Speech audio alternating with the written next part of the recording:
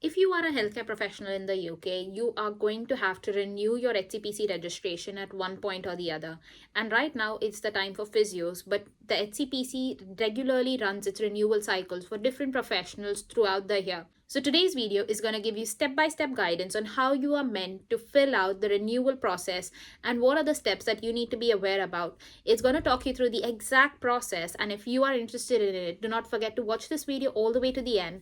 But my name is Nikita and I make videos about living in the UK, working as a healthcare professional, and finding your first job or clearing those interviews. So if you are interested in any of it, do not forget to follow me on Instagram. My handle is Physiotherapy in UK, but also drop me a subscribe on YouTube. Let's get right into today's video.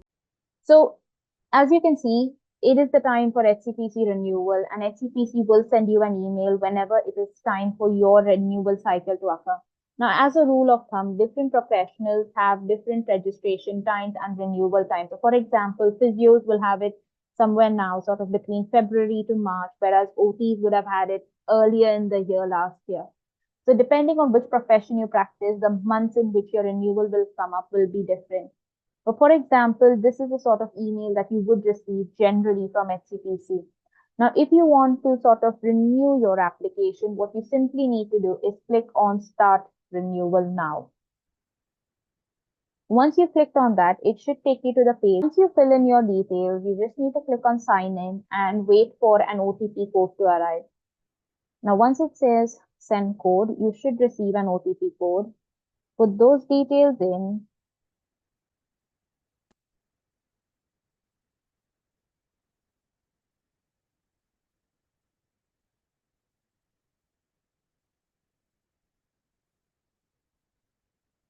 Now, what most likely will happen is that you will enter your profile, which will look something like this. And now once you've entered here, as you can see, the first thing over here is that says is renewal. And it says that your registration is due for a renewal and you need to do it by the 30th of April, 2024. Now, if you click here, you actually get to review all of the details. So what's really important to say is once you've come on this page, you need to sign your renewal declaration. Now, in terms of the renewal declaration, there are a few questions that you need to answer really clearly. The first is that whether you've continued to practice your profession since your last registration. Now, for most of us who have been working as a physio or an OT or any other profession, this will be a tick. So I'm just going to click tick. But let's just see what are some of the other options right there. One of the other options is that you would have not practiced your profession since your last registration but have met HCPC's return to practice requirements.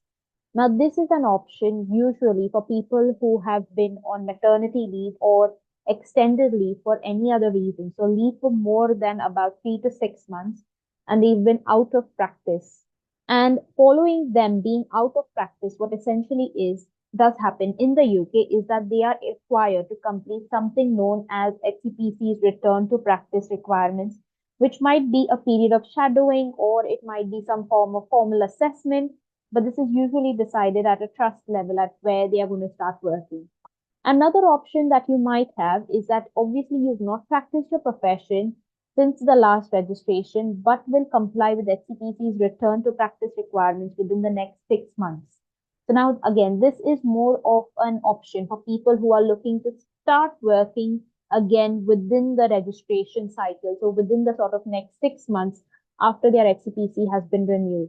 Now, again, like I said, this applies to people who've been off on maternity leave or extended sickness leave or any extended leave of sorts. So, for example, if I have continued to practice as a physiotherapist or you have continued to practice as a physiotherapist within the UK or outside the UK, please pick the option of continue to practice my profession since the last registration. Now, once you've done that, the next thing for you to do is look at the next question. The next question says, have you continued to meet HCPC standards of proficiency for safe and effective practice from your profession? Now, again, they've gone on to say that obviously these standards have been updated as of September 1st, 2023. So they expect you to meet all of the standards of proficiency for HCPC and its updated standards from September 1st, 2023. Now, I'm assuming that you have been a really good healthcare professional and have met all of the standards. So then you now sort of need to click on yes, you have sort of stayed in line and remained updated with the standards of proficiency and practiced in that manner. The next thing it asks you is, do you have any change in your character or good character standing? What it essentially means is that if you have any criminal convictions or if you have any cautions that are given by the government, you need to be declaring that at this stage. Now, provided that you have no records of criminal conviction or caution, you can just click on no. If you do have any record of conviction or caution, I would say it's definitely better to declare it to HCPC right here. And what you can do is click on yes and upload the required evidence if relevant. But I'm assuming that none of you all have criminal cases at this point, and we're going to go with no. The next thing is it asks you if there's been any changes to your health which may affect your ability to practice safely and effectively. Now, again, this includes any changes in your health. And for example, for physios, it could be things like excessive back pain or difficulties with your hands, for example, rheumatoid arthritis and things like that. If you've been diagnosed with any of it, it would be beneficial to declare it at this stage. Now, let's just click here for further information. So we just are also going to see if it has sort of any your ability to practice your profession safely. Now, assuming that nothing has changed in the last 2 years, we're again going to say no. And finally, it asks you if you have continued to meet HCPC standards for continuous professional development.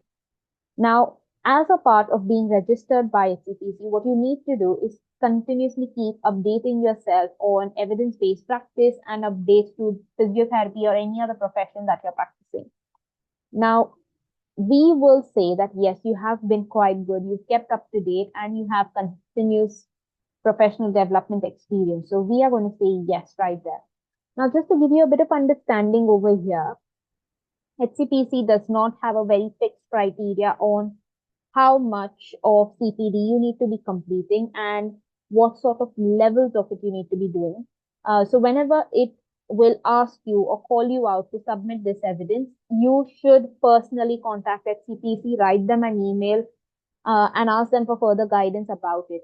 Now, when I say that HCPC will contact you, what essentially is going to happen is that every time the renewal cycles come up, HCPC will call out 10% of all of the registrants to provide a log or to provide evidence of their CPD, just to ensure that all of us professionals are keeping up to date with all of our CPD evidence.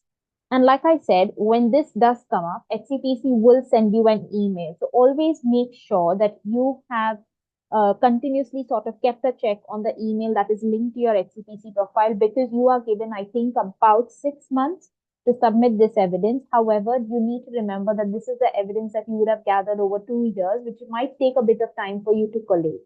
So keep that in mind, and always, whenever your registration cycles are due, please just keep checking your email ID that's associated with your HCPC profile, because HCPC, if it does select you for a CPD audit, they will email you separately and nothing will sort of show up on this form or this website right here when we are going for renewal. Now, following that, the next question is about your indemnity cover. Indemnity cover is more related to your insurance to practice as a healthcare professional. Now, for instance, if I am a physiotherapist, which I am, my indemnity cover would be covered by CSP, which is the Chartered Society of Physiotherapists. Now, that is another registration that I need to apply for, or another membership that I need to apply for after my HCPC is completed. Now, if you are an OT, there are different sort of registration bodies for this. If you are a speech and language therapist, there's another membership body for it. So depending on what profession you practice, there are going to be different membership bodies. And I would highly recommend you register with one of these professional bodies before you start practicing as a healthcare professional in the UK. The simple reason is that it gives you an indemnity cover, which will cover your insurance costs in case something goes wrong or in case things don't work out in your favor. So again, let's just see what the options are here. So one of the options is that you have a professional indemnity arrangement in place, which provides an appropriate cover. So for instance, I do have my CSP registration and that's why I will tick yes. But for somebody who says that I'm not practicing at my time of renewal, but I understand that it's a requirement to have a professional indemnity which provides appropriate cover, and I will have this in place when I practice. Now, always remember that these sort of registrations or memberships can be a little expensive. For example, the CSP registration was over £400.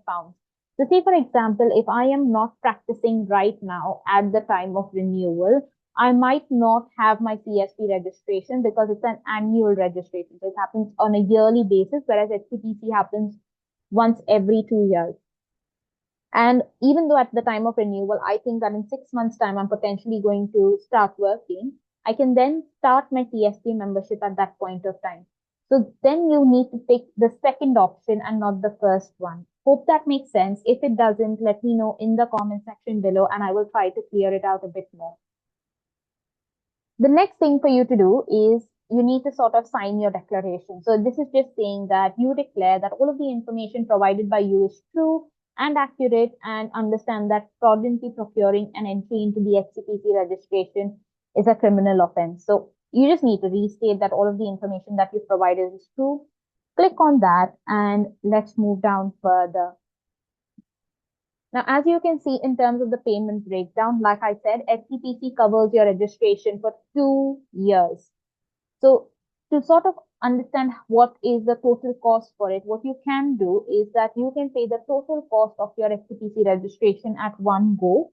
That is, you pay it right now for the next 2 years, or you can choose to break it down into two equal halves. So you can choose to pay £116 in the first year, and then you can choose to pay £116.36 in the next year.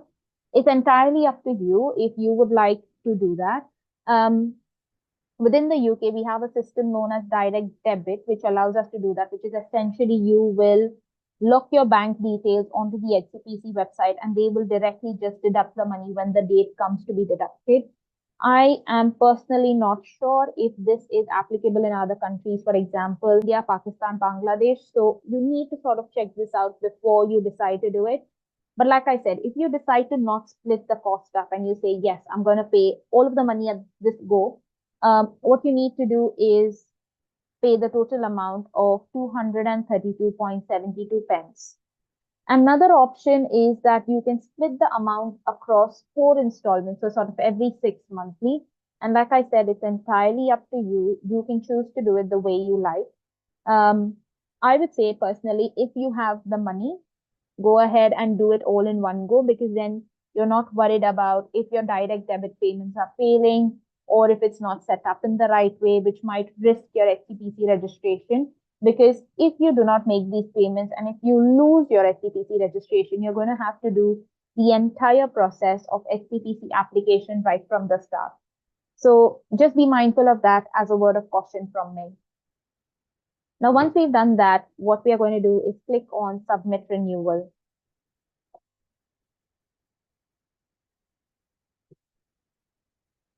And once you click Submit Renewal, you will come to the WorldPay site, which is essentially the same thing that you would have done when you first submitted your HCPC application. Again, as a rule of thumb, what you need to do is put in your card number, your name, your card details along with your CVV code, and click on Make Payment. Now, obviously, this is just a video to show you how to do it, so I'm not going to fill in all of these details. But once you've made the payment, what happens is HCPC will send you an email saying that it's processing your payment. And once the payment is successfully confirmed, they will also send you an email saying that they've confirmed that they've received your payment and have extended your registration cycle. So then you do not need to be worried. Just save a copy of that for yourself and you should be good to go. Now, I hope all of you found this useful, and if you did, do not forget to like it. But also, if you have any questions, don't forget to leave them down in the comment section below. Take care.